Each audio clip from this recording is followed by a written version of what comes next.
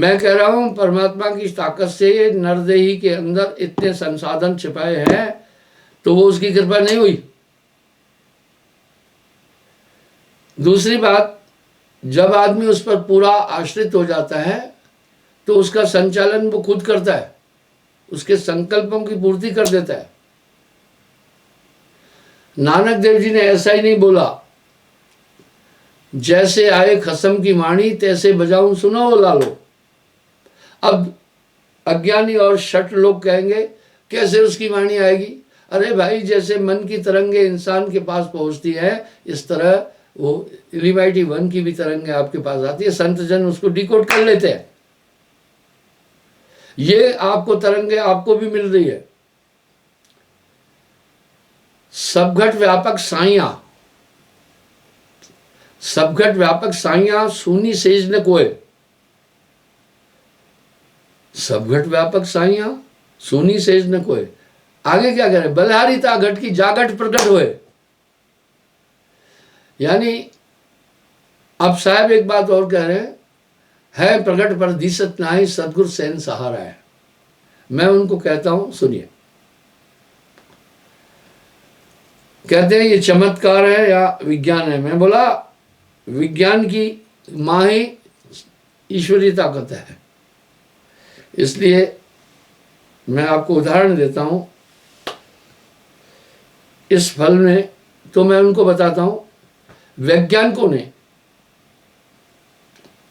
एक चीज की, उन्होंने, अब प्रेरणा उनको तो जो मिली अंदर की ताकत से ही मिली होगी ना। उन्होंने सोचा ये सेब ओनली विंटर में होते हैं, हालांकि फलों का राजा आम है। क्यों फलों का राजा है? उसने एक तो पौष्टिक भी है। आदमी आम को चूसता है, 10 बार मुंह के अंदर पूरा डालता है, फिर निकाल कर चूसता है। ऐसी और कोई चीज नहीं है जिसको आदमी 10 बार मुंह में डालकर फिर वापस डाले निकाल करके, नहीं कर सकता है। और ये इसमें सभी धातु पौष्टिक तत्व मौजूद है और सुलभ है। इसकी उपज काफी ज्यादा है, इसलिए सस्ता भी है। इसलिए आम को फलों का राजा बोला। ठीक है, हम आम की महिमा को कम नहीं कह रहे। जब भी आम का प्रयोग आप करें, इसकी टुंडी जरूर निकाल दें। उसकी ये जो टुंडी है, ये टुंडी इसको पूरी डाइट पहुंचाइए, तभी इसके अंदर एनर्जी आई है। ये इसमें थोड़े कड़वे पदार्थ भी होते हैं, ये जरूर निकालें। और टुंडी के साथ थोड़ा सा इसमें से पानी भी निकाल दें इसे। देखा ना, क्योंकि ये जो पानी है इतना सा उस पर टुंडी का असर होगा। बहुत लोग आम खाते हैं, पर आम खाने का तरीका सबको नहीं। मैं गांव का रहने वाला हूं, तो हम आम लोग खूब खाते थे। मैं लोगों को आम खाते देखता हूं, इसको चूसते, खूब चूस लिया। जब इसमें रस कम हो जाए, यहां से दांत से काटना। पूरा चूसने के बाद इसकी गुठली निकलेगी, उसमें बहुत सामान है, और बार बार उसको आदमी चूसता है ताकि आम का पूरा सौदा बाहर आए। फिर क्या करना, जो ये इसका बकला है, छिलका है, इसको 4 परत करके यहां से भी चूसना, देखना यहां से कुछ, फिर इधर से भी चूसना। वाह, चलो हमने आम की विधि बता दी। अमरूद में आम से कम ताकत नहीं है, इसलिए अमरूद को गरीबों का सेब कहते हैं। तो ये फल पर मैं बता रहा हूं, इसका मुकाबला नहीं है, लेकिन ये मिलता है सिर्फ विंटर सीजन में। ये 3 महीने उपलब्ध है। बाद में इसको मैंने उस व्यक्ति को समझाया, बाद में इसको स्टोरेज किया जाता है शीत गृह में, कोल्ड स्टोर में। उसकी स्ट्रेंथ इससे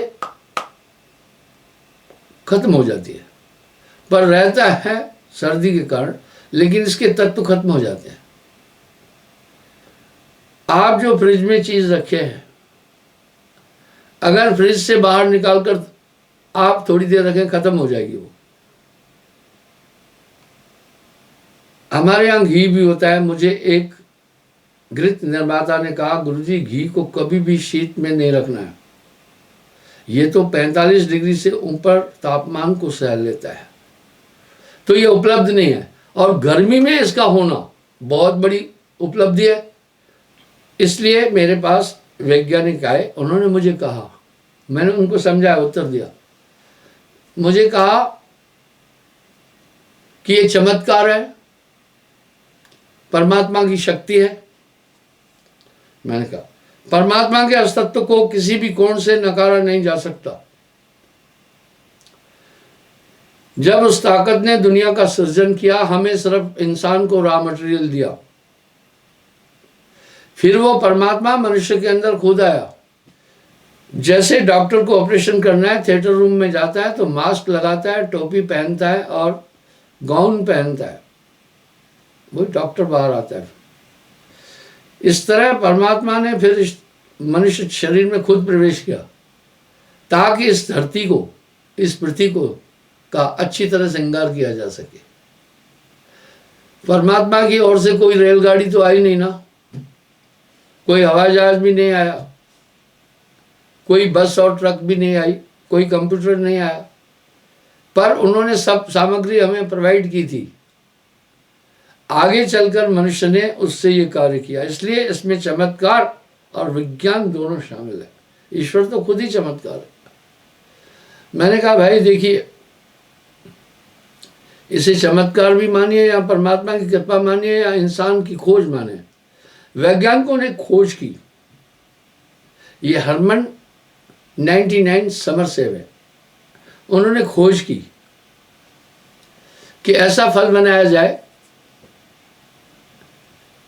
जो सेब को ऐसी आकृति और ताकत दी जाए कि ये गर्मी में भी पैदा हो सके। संभवतः उन्होंने क्या किया होगा मैं आपको बताता हूं। मुझे हालांकि इसका क्लियर अनुभव नहीं है। जिन्होंने मुझे ये पौध दी और राय दी, जिनके कलम दी, उन्होंने मुझे ये फार्मूला नहीं बताया कि ये किस तरह से इसको सृजित किया गया है ताकि ये समर में भी रहे। इतना तो कहा समर में रहेगा, पर क्या धातु क्या एलिमेंट इसमें दिए वो नहीं बोले। एनीहाउ मैं ये बोलना चाहता हूं, संभवतः इसमें यूं हुआ होगा। अलीगढ़ में एक किसान, मुस्लिम किसान ने क्या किया, एक अमरूद आम बनाया। वो आज से 10-15 साल पहले की बात है, टीवी पर भी उसकी बड़ी धूम थी। फिर उसने कटहल आम बना दिया। हुआ ये हुआ होगा, मेरा अनुमान है, पहले उस फल को किसी ऐसी जगह पर लगाया होगा, प्यून को, सेब की, जो गर्मी में फल देने वाला है। उदाहरण के लिए कटहल, अमरूद या आम। तो नीचे से जो ताकत उस कलम को मिली, वो गर्मी के फल आम की मिली, अमरूद की मिली या कटहल की मिली। और ऊपर जो इसके अंदर सेब की आकृति आई, वो सेब की कलम दी ऊपर।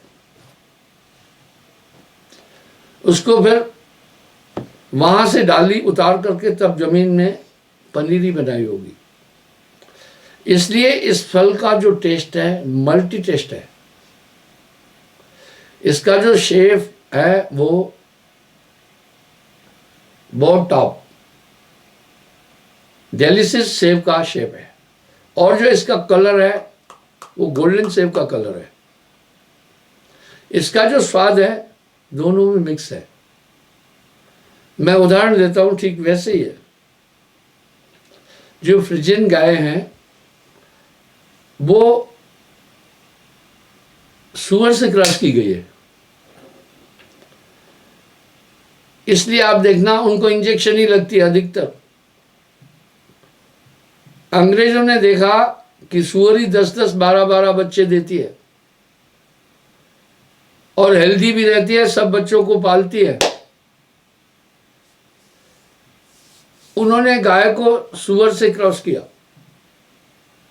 उसके अंदर उसका शुक्राणु इंसेक्ट कर दिया। अब दोनों के गुण हैं। और ये गाय के अंदर जो फ्रिजियन वो दिखता है, अगर उसके सर की तरफ और कुछ आकृति देखेंगे तो थोड़ा सा जो हमारी देसी गाय अलग है। इसलिए कुछ कुछ बुद्धिजीवी संस्थाएं हैं वो फ्रिजियन गाय का दूध वर्जित करती है। खैर मैं ऐसा कुछ नहीं बोल रहा हूं, निसंदेह उसके पास दूध तो काफी है। तो इसलिए इसमें गर्मी सहने की ऊर्जा इसलिए आ गई कि इसको बेस जो मिला उस फल से मिला जो गर्मी में होता है। ये निसंदेह वैज्ञानिकों की बहुत बड़ी उपलब्धि है, ये नॉर्मल बात नहीं है। अब आप देसी गाय का दूध पीना और फ्रिजियन का पीना, तो उसमें फ्रिजियन गाय में थोड़ा सुअर का पुट मिलेगा, सुअरी का, उसका तो अंश आया। उसकी आवाज भी आप देखना, जो देसी गाय रंभाती है उसकी आवाज अलग है, जो फ्रिजियन रंभाती है उसकी साउंड में भी सुअरी का थोड़ा सा अंश मिलता है। बुरा नहीं मानना, मैं भ्रमित नहीं कर रहा हूं, प्रत्यक्षम प्रमाणम कितम। इसलिए इस फल में आकृति सेव की है, निसंदेह ये सेव है, इसे सेव ही कहा जाएगा।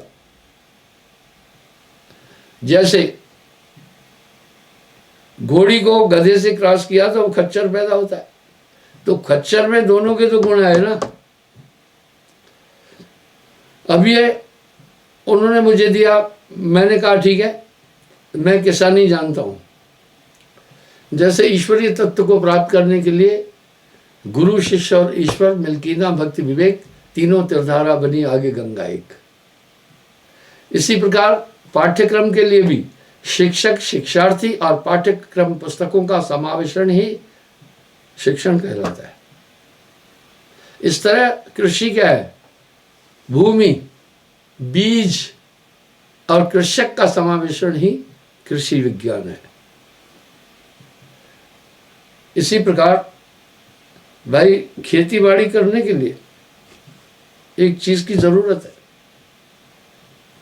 वो जरूरत है उर्वरक जमीन हो, बीज भी हाइब्रिड या अच्छा हो और किसान जानकार हो।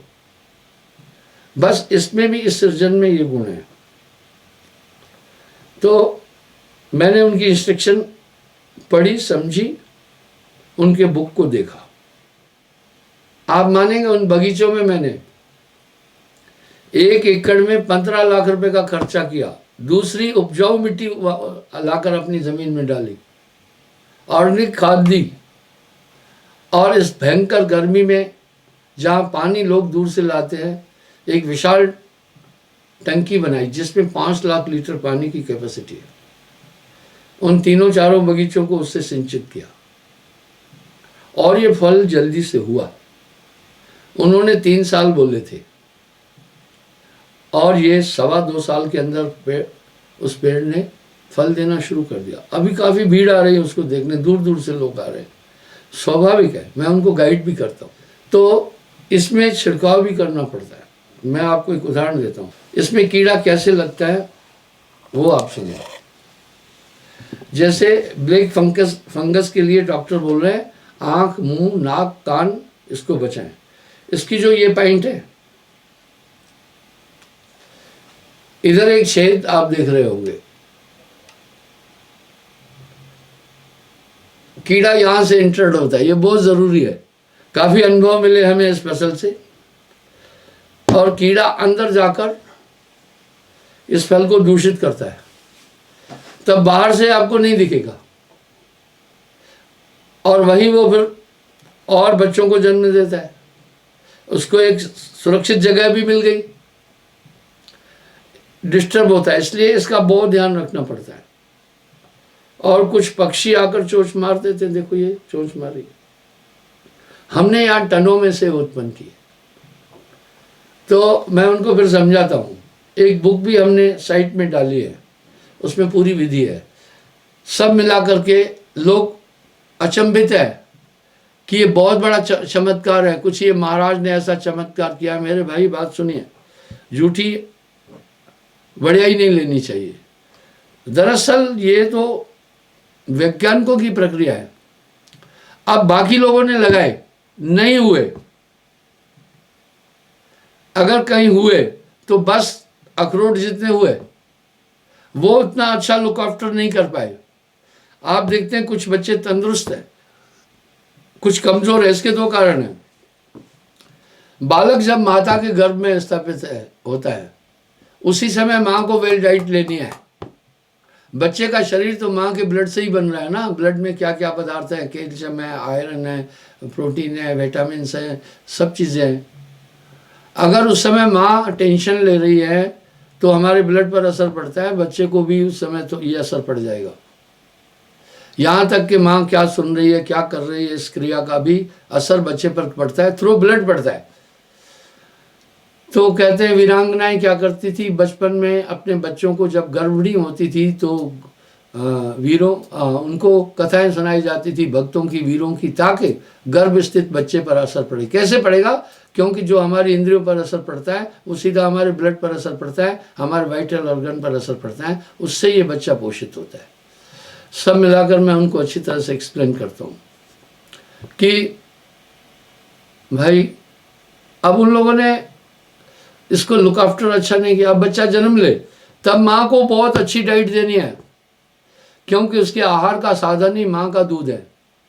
और माँ को कोई टेंशन नहीं देना है, परेशानी नहीं करना है, नहीं तो बच्चा बोंदू पैदा हो जाएगा।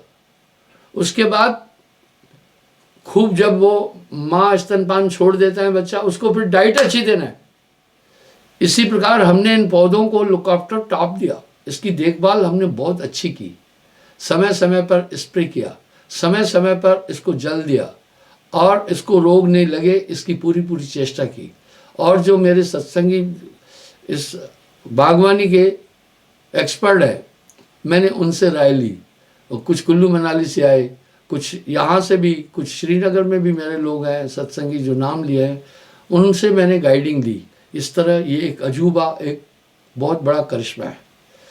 किसान भाइयों से मैं ये कहना चाहूँगा, ये एडिशनल कमाई है। जहाँ हमारे ये बगीचे लगे हुए हैं सेब के, उसके नीचे पता है क्या क्या फसल उगाता हूँ मैं। ये ज़्यादा फैलता नहीं है, ये 2-3 मीटर के दायरे में ही रहता है, उसमें ये ज़्यादा नहीं फैलता है। आप फसल लगा सकते हैं उसमें। मैंने अभी बीन्स, कुंटलों में बीन्स निकाली, आप अचंभित होंगे। मूली, ग्रीन गोभी, गोभी, कड़म, गाजर आदि। सिर्फ इसमें वो पौधा नहीं लगाना है जो गांठ बनती है नीचे, जैसे भिंडी के पौधे में नीचे गांठ बनती है, उसमें कीड़े हो जाते हैं। बैगन ये नहीं लगाना है, बाकी लगाए और फसल की फसल आपको मिलेगी। और इस समय बाजार में सेब 350 रुपये किलो है, लेकिन जो सेब 350 रुपये किलो है वो रसिक भी नहीं है। इस तरह से पौधों को हमने बच्चों की तरह पाला, हर चीज से इनको हमने सेव किया। तो मैं ये कहना चाहूँगा आप इसको घर में भी लगा सकते हैं। तो आइए मैं वापस आता हूँ इसी पॉइंट पर। गुरु शिष्य और ईश्वर मिलकीना भक्ति विवेक, तीनों तरधारा बनी आगे गंगा। गुरु भी ठीक हो, नाम सत्य गुरु सत्य हो, आप सत्य जो होए, 3 सत्य जब एक हो तो विश्व से अमृत होए। वो परम सत्ता राम जी को उनके गुरु कह रहे तुम्हारे अंदर है। मैं आपको बताता हूँ कहाँ है अंदर, सुरति में है। वो चैतन्य रूप में है, जो आपकी चेतना है ये उसकी देन है। इसलिए जीव चैतन्य है और ये चेतना ही परमात्मा का अंश है। बस ये एकाग्र हो जाए, ये दुनिया में फैली हुई है। सूरत फंसी संसार में, ताते पड़ गए दूर, सूरत मान स्थिर करो, आठों पैर हो जाओ। कल मैं पुनः हाजिर हो जाऊंगा साहेबंदी की।